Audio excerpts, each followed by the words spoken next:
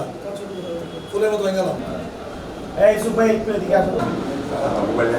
জাতীয় আসন নম্বর 242 হবিগঞ্জ 4 থেকে মনোনয়ন পেয়েছি। আমি 2024-এও নির্বাচনে গিয়েছি, 2014-তেও গিয়েছিলাম। এরশাদ সাহেব আমাকে বলেছিলেন যে উইথড্র করার জন্য, সাথে সাথে উইথড্র করছি। আমি মনে করছি যদি আমাদের বাংলাদেশে এবার যদি নির্বাচন সুষ্ঠু, অবাধ, নিরপেক্ষ হয়, লেভেল প্লেয়িং ফিল্ড থাকে, তাহলে আশা করি আমি নির্বাচনে ভালো করতে পারব।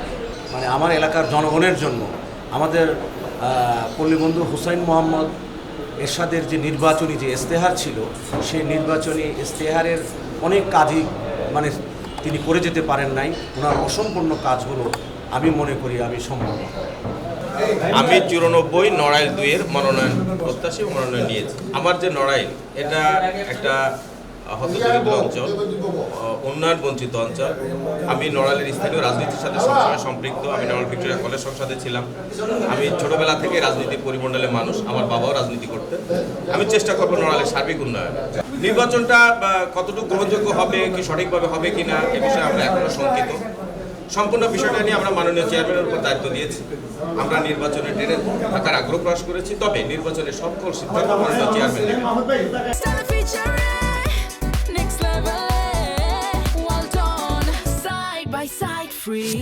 আমি অ্যাডভোকেট আলী হোসেন, 107 সাতক্ষীরা 3 আমার আসন। আমি আজকে মনোনয়ন দিতে আসছি। আমাদের দলীয় চেয়ারম্যান সাহেব গতকালকে আমাদেরকে ঘোষণা দিয়েছেন। উনি বলেছেন নির্বাচনে যদি লেভেল প্লেইং ফিল্ড থাকে এবং এই সরকার যদি প্রাথমিক নির্বাচন না যায়, তাহলে জাতীয় পার্টি নির্বাচন করবে। আমরা সেই হিসেবে আজকে মনোনয়ন ফর্ম দিয়েছি। কারণ আমাদের হাসাশুনি অঞ্চল অত্যন্ত ঘূর্ণিঝড় প্রবণ এলাকা এবং দরিদ্র অঞ্চল। আমার পাশে আছে সুন্দরবন আর সাগর, সুতরাং জলোচ্ছ্বাস, বন্যা, ভেড়ি বাঁধ, এগুলো আমাদের টেকসই বাঁধ, এগুলো খুব দরকার। সব থেকে বড় কথা হলো আমার এলাকার মানুষ বিশুদ্ধ সুপেয় পানি পায় না, তারা পানি কিনে খায়, যেটা বাংলাদেশের জন্য একটা বিশাল বড় চ্যালেঞ্জ।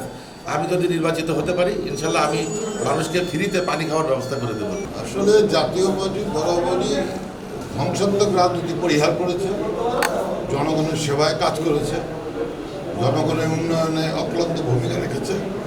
সাবেক সকল রাষ্ট্রপতি পল্লীবন্ধু এরশাদের আমলে আমার এলাকায় যেভাবে উন্নয়ন হয়েছে, রাস্তাঘাট, স্কুল, কলেজ, মাদ্রাসা এবং সর্বোপরি জাতীয়ভাবে পদ্মা সেতু ভিত্তিপ্রস্তর স্থাপন করেছেন আমাদের নেতা, এবং ঢাকা মাওয়া খুলনা সড়ক আমাদের নেতার হাত দিয়ে তৈরি হয়েছে। এবং যতগুলো ব্রিজ আছে, যমুনা, মেঘনা, আড়িয়ালখা, ধলেশ্বরী, বুড়িগঙ্গা সহ সারা বাংলাদেশে ব্রহ্মপুত্র সকল বড় বড় সেতু আমাদের নেতার আমলেই হয়েছে। এবং রাস্তাঘাট তো সবসময় মানুষ এখন নেতৃত্ব চাচ্ছে, খুঁজছে, তো মানুষ ভালো লোক খুঁজছে, মানুষ সৎ লোক খুঁজছে, এবং সেই সৎ যে ইভেন এই আপনার যে মব ভায়োলেন্স চলছে, এর পরিহার করতে চাচ্ছে মানুষ। তাই আমাদের জাতীয় পার্টির নেতাকর্মীরা শুধু নয়, সাধারণ জনগণ জাতীয় পার্টির জিএম কাদের নেতৃত্বে যাতে আগামী নির্বাচনে সরকার গঠন করে, সেজন্য মানুষ আমরা যেখানেই যাচ্ছি সেখানেই সাড়া পাচ্ছে।